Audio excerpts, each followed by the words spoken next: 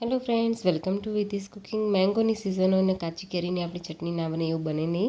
Tasty એવી કાચી કેરીની ચટણી ઝટપટ બની જાય અને પરફેક્ટ ટેક્સચર, પરફેક્ટ ટેસ્ટ સાથે બને તો એની રેસીપી હું આજે શેર કરવાની છું.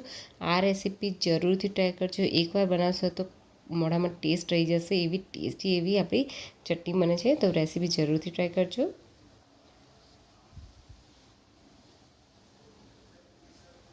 સૌથી પહેલાં અહીંયા મેં કાચી કેરીના ટુકડા લઈ લીધા છે એક મિક્સર જારમાં. તમારે જેટલી ચટણીની ક્વોન્ટિટી બનાવવી હોય એ પ્રમાણે અને ખટાશ પ્રમાણે તમારે વધારે ઓછી નાખી શકો. એમાં મેં નાખી છે 2 લીલા મરચાં અને ઝીણા ટુકડા કરીને નાખ્યા છે. લસણ લીધું છે મેં 3 થી 4 કળી. જો લસણ તમે ના ખાતા તો સ્કીપ કરી શકો.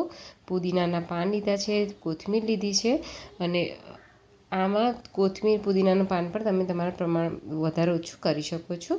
હવે આમાં નાખું છું સંચળ, મીઠું ટેસ્ટ પ્રમાણે, જીરું નાખીશું અને બહુ જ સરસ એવો ટેસ્ટ આવે એના માટે આપણે એમાં નાખીશું વરિયાળી. તો વરિયાળી નાખી દેવાની છે અને હવે આપણે આ બધી વસ્તુને થોડું પાણી નાખી અને સરસ એવું ગ્રાઇન્ડ કરી અને એકદમ સરસ એવી આપણે ચટણી રેડી કરી લેવાની છે. બહુ પાણી નાખવાનું નહીં તો પાણી અલગ અને ચટણી અલગ આવી જાય. જરાક 1 થી 2 ચમચી પાણી નાખવાનું અને સરસ એવી થીક કન્સિસ્ટન્સીની આપણી ચટણી રેડી થાય છે. તો તૈયાર છે ટેસ્ટી અને ઝટપટ બની જાય એવી કાચી કેરીની ચટણી. તો આ ચટણી તમે જરૂરથી ટ્રાય કરજો. ઉનાળા સિઝનમાં બહુ જ ખાવાની મજા આવે અને તમે એરટાઇટ કન્ટેનરમાં સ્ટોર કરીને પણ રાખી શકો છો. ફ્રીઝમાં ખરાબ નથી થતી બહુ લાંબા સમય સુધી. તો જો તમને મારી આ રેસીપી સારી લાગે તો વિડીયોને લાઇક કરજો, શેર કરજો અને મારી ચેનલને સબસ્ક્રાઈબ કરજો. Thank you.